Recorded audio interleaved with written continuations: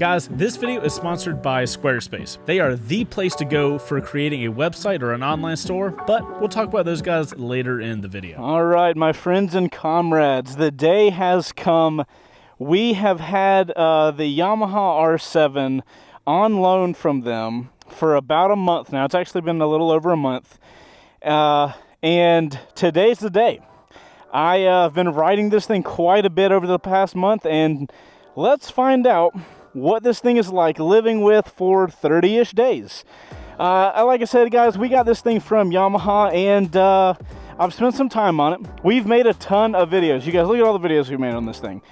We're trying to do way better about the content we make for you guys when we get these loaner bikes, and we tested it out with the R7, and I'm pretty proud of all the tests we've done on it. But there are some things about motorcycles that you learn after just spending the time with it. And I think I've done enough riding on the R7 to where I can tell you guys more of an owner's review and using this thing day in, day out over the last 30 days. So we're going to go on a short little ride today. I'm going to tell you guys what I feel about this motorcycle, and hopefully that will help you guys out if you're deciding that, you know, is this the right bike for you? Hopefully we'll answer that today. So without further ado, let's go.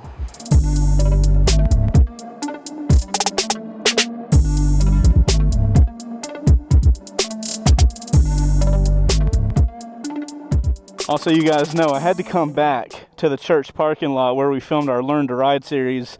That was one of the main things we got the R7 for. I mean, we wanted to test the bike out and all, but if you guys haven't seen that series, I highly recommend it. Obviously, we put a lot of time and effort into it. I kind of like giving you guys the TLDR at the beginning of the videos. I will say, in my opinion, I feel like the Yamaha R7 is, without a doubt, the most usable super sport on the market. The engine is one of the main reasons I say that this motorcycle is probably the most usable bike many of you guys are probably ever gonna ride as far as super sports go. I know a ton of you guys love the look of super sports. When it comes down to it, a super sport is just a terrible everyday motorcycle. It is not comfortable. The position your body is in to ride this thing is very aggressive.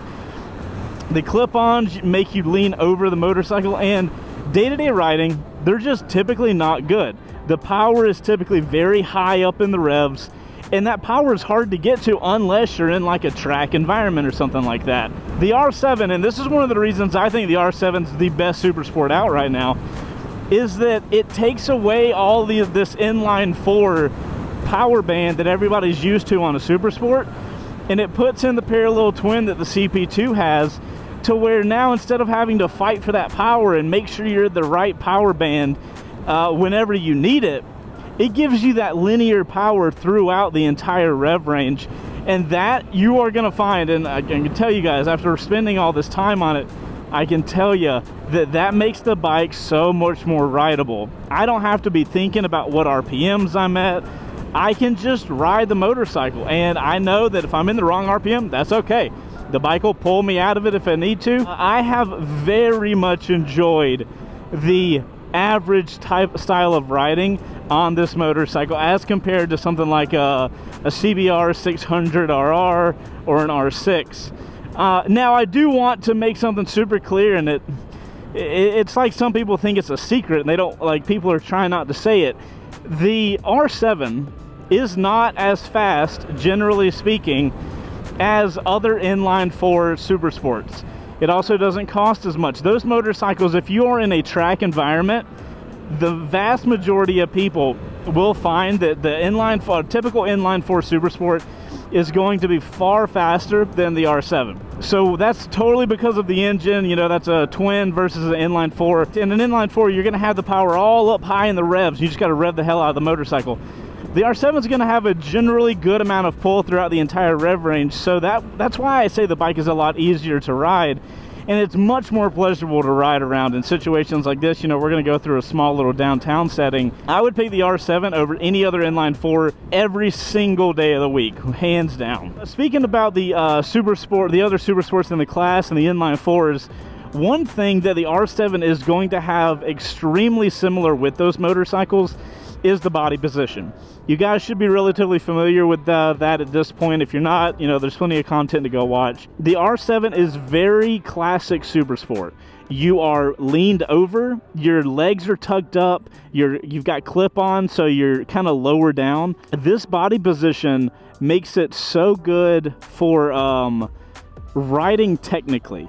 You know, maybe doing a track day. For us here in Georgia, going up to the mountains, if you guys are in California, hitting the twisties, this motorcycle in this body position is going to make you feel so ready to go for riding like that. It's insane. You know, your weight's up top, you're leaning into turns. Here doing slow speed stuff, the bike's not made for that, and to be totally honest, the bike sucks in situations like that. But I wanted to show you guys this and talk about it because, yes, these bikes look cool, and I know, you know, if you're starting to ride, you want a cool looking motorcycle, but you have to know what you're sacrificing in order to get a quote-unquote cool motorcycle, you know, a fully fared motorcycle like this. I will say the weight of the R7 feels pretty solid, and other super sports seem to be a little heavier. I don't know where the weight is on those bikes versus where Yamaha's put the center of gravity on the R7, but in general, I do feel like the R7 feels like a lighter motorcycle than some of the other super sports that I've ridden. I tell you guys all the time, I lived in downtown Atlanta and I rode a R6 almost every single day. Wherever the weight is on the R6, I feel like it must be up higher or something like that, because the R7 and the R6 are very similar weighted motorcycles, yet the R7 feels much lighter. A lot of people in the comments have given me crap about me saying the R7 feels lighter than the R6. They clearly confuse me saying feel versus actual, you know, spec sheets. But I think Yamaha's done a great job of putting the center of gravity relatively low on the R7, and that does make it slightly easier to ride around traffic situations like this. But when it's compared to something like a naked, like an MT-07, it's night and day different. This thing is not fun in situations like this. But if you find yourself here, you know, it is what it is. Before we continue, guys, we got to pay some bills, so let's talk about Squarespace real quick. For you guys that live under a tire, Squarespace is the all-in-one platform to build an amazing online presence and run your business. Using them is super simple to set a website up. As a matter of fact, before we even brought them on as a sponsor, I've been using them for my Chaseontwowheels website for years now, and let me tell you guys, I have no idea, shocker, what I'm doing when it comes to building websites. Luckily, their site makes it super simple to just drag and drop elements you want. Next thing you know, boom, you've got a website put together. The other day, I actually had to update my site to add a new page for our live on Two Wheels show that Bo and I do here on YouTube on Thursdays at 5 p.m. Eastern Standard Time. Hashtag plug, see you guys on the next live show. Luckily, because Squarespace's websites are optimized for mobile, all I had to do was update my main page, and Squarespace makes sure that it's going to work both online and on your phone, because we all know most of you guys are watching this in the bathroom right now. Even if you aren't good at designing a layout for your page, Squarespace has some awesome gallery options that you can use to show off your photos and your videos. If you're getting started making a YouTube channel, grabbing a Squarespace site is a must to make sure that you're promoting yourself on a website that you actually have control of, not only here on YouTube. If you guys are ready to make a site of your own, go check out squarespace.com for a free trial, and when you're ready to launch, go to squarespace.com/chaseontwowheels to save 10% off your first purchase of a website or domain using code chaseontwowheels. Back to the video. You know, guys, while we're stuck in traffic, I can comment on the clutch and brakes. Getting in situations like this, typically your clutch hand is going to get a little tired. I have found that the clutch on the R7, relatively light, that kind of even pushes more towards that statement of, you know, if you're going to ride a super sport in town, your clutch fingers are going to get tired. It is nice having a lighter clutch. It makes it suck a little less. And, you know, I haven't really had much problems with clutch finger fatigue, if you want to call it that, which is good. You know, I know the bike isn't made for stuff like this, but inevitably as riders, if you ride a decent amount, you're going to get in situations like this. So it's nice to know that when the bike gets into those situations, you're not going to be as fatigued as you otherwise could be. I've been honestly impressed with the R7 for city riding. Another thing that I've realized that I really enjoy about the R7, and I enjoy the same thing about the MT-07, you know, one of the downfalls kind of the bike is that it doesn't have a lot of tech. You know, this bike can be compared to other bikes like Aprilia's RS660, and Aprilia kind of went the opposite direction with tech on the RS660. They put a lot of it in it. The R7 did the exact opposite. Yamaha decided to go with a much more like connected to the motorcycle feel. The only tech that you have on this bike is ABS. I have to admit, the rawness, I guess is the word I'll use, of the R7, both in the throttle, because it's a wire throttle, like you are actually controlling the opening and closing of valves, or whatever, you know, the technical term is, of when you open the throttle, like there are wires opening thing. It is not electronic. You are physically doing that. That mixed with the lack of, you know, there's no rider modes, there's really no tech at all on the bike. I think I've grown to really like that. When I've gone into the mountains and, you know, I'm riding here, I do have a very good sense of being connected to the motorcycle. You know, I say all the time in my first rides that I really like tech on bikes, and I do. This motorcycle has reminded me that I love riding, and part of riding is feeling connected to the bike you're riding. A perfect example is when I've ridden a couple BMWs. They are over-teched. There's too much tech in those motorcycles. I feel like I'm riding a computer and requesting to do things, whereas when I'm on the R7 here, I feel like it's me and the bike versus the world. That's what we're doing. Me and this thing are trying to make sure we maneuver through the world like we want to. And that's a really cool feeling, and I've really enjoyed, especially the more technical riding, which is, you know, obviously where this bike is made to go. I feel like it's done really well for that. Also, I have to say, the dash on this thing, you guys can see it, it's tiny. It's all tucked into here. Reminds me of the CBR 1000. It's not hard to see during the day, but like we're in bright sun right now. I can barely make out what that is. I have to look for it, you know, and when it comes to attack, I don't want to have to look for my information. Let's just let's get around all these people. Hey, while we're doing this, let's talk about quick shifters. The only time the quick shifter doesn't suck on this motorcycle is when you have it at full throttle. That is the only time it doesn't blow. Otherwise, it is so clunky, and I would rather shift by myself. If we jump back to body position real quick, guys, check it out. I am tucked in behind this windscreen, and I mean, you can go. The windscreen, I think, is totally adequate for if you're gonna do something like a track day or something like that. That was just a little highway jaunt. I did wanted to remind you guys that the bike is totally capable on the highway. I hope nobody's thinking that or thinking otherwise. I really do love this motorcycle as a track vehicle for a couple reasons. One, it's made for that. The body position, the way you are as a rider, the power band, where the power comes on it, it works so well for a track bike, and it's not crazy expensive. I don't know if you guys have noticed, typically, the faster these bikes get, the more expensive they get. I personally think the R7 is the best entry-level track bike you can buy. It's very cost-effective. Brand new, coming in at $9 grand. You cannot beat that for a super sport vehicle. You're looking at a much older inline 4 if you want to do that. I honestly feel like you guys would become a much better rider if you got this bike for a track bike, and then you don't have to focus on what RPMs are you at. You can literally focus on things that are really going to make a difference, like your body position and how you're handling the weight of the motorcycle while going through one turn or the other. If you are doing track days, that is the only time I might be able to justify the $200 quick shifter edition. And even then, I don't know. When I tested this bike, you guys will remember I went out to a track day. That's where Yamaha launched it.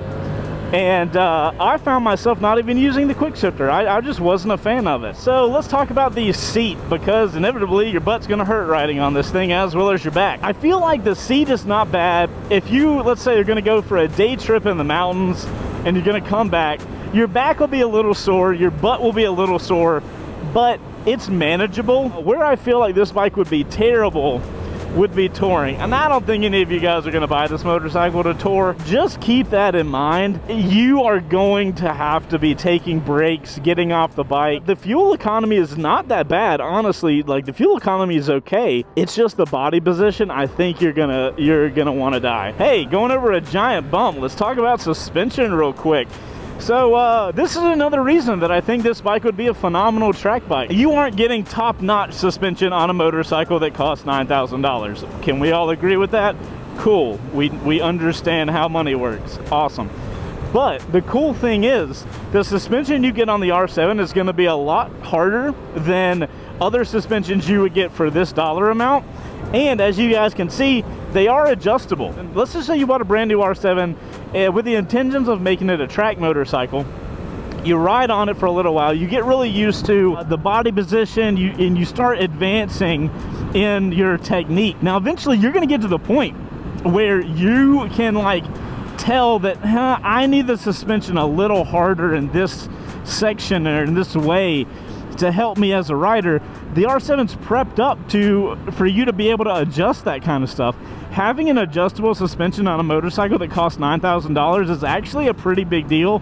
And if you're asking me, I'm kind of surprised that Yamaha was able to put that in this bike. All right, guys, and before we wrap this video up, I want to take the R7 on one more little jaunt through a little curvy road here by the shop. The guys in the shop and I call this the floop-de-loop. I absolutely love it, and it's honestly, to me, it's what the R7's all about. It's a little bit of a curvy road, and that is where you're going to find, or the average person is going to find the most enjoyment with this motorcycle. Over the month that I've been riding this thing, guys, I can happily say this motorcycle, to me, beats every other super sport in every way other than the absolute pinnacle of performance, like on a track, and you have to be very experienced. That butterfly just full kamikazed into my face. I have absolutely loved the R7 since we got it for myself 5 years ago. At this point in my riding career, guys, my back just can't really do the super sports anymore, which sucks because that's really where I started riding. I got so much of a passion for riding when I started getting on super sports, and I would love to do more track days. I just have to figure out a time in my life and schedule where I can make those happen more consistently. But if I ever get to the point where I can start doing more track days consistently, I would buy an R7 before any other motorcycle. I think that would be the best vehicle to make me the best rider possible.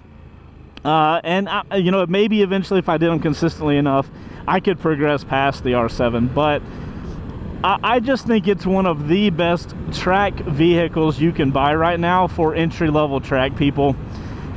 I don't think I could have one of these for daily riding because my back just can't do it. And I think if you guys are in the market for a super sport motorcycle with the looks and character that you guys are expecting, I think the R7, Yamaha just blew it out of the park with this. I think a ton of you guys that are starting out are going to grab R7s and really get a passion for super sport riding. I just think it's an overall phenomenal motorcycle. It comes in at a great price point, and I don't have a ton of bad to say about the motorcycle in general. You know, a lot of the bad is just super sports, you know, which is a class in and of itself. It's not about this specific motorcycle. The dash, honestly, is the thing I don't like the most. Obviously, we didn't talk about looks. Looks are subjective. The bike looks like this. You can let me know what you think about it in the comments down below. But yeah, guys, hopefully this video helped you out. I know when I'm searching for motorcycles, I can never get enough content of the bike I'm kind of looking for. I think if you guys are looking for a super sport that has everyday usable power, you cannot beat the R7. I can say, I'll end it on this, the R7 is the most usable super sport on the market. If you could agree with me, let me know in the comments down below. And if you disagree with me, that's totally fine too. That's why we have comments, so we can have conversations. So guys, if you enjoyed this video or it helped you out at all, make sure to hit that like button. That is a favor from me. Thank you very much. And if you like motorcycle content, make sure to subscribe to the Chase on Two Wheels channel here on YouTube. We make a ton. We make nothing but motorcycle content, guys. So if you're into it, we'd love to have you as part of the ride. And guys, I'm Chase on Two Wheels. We'll see you on the next one.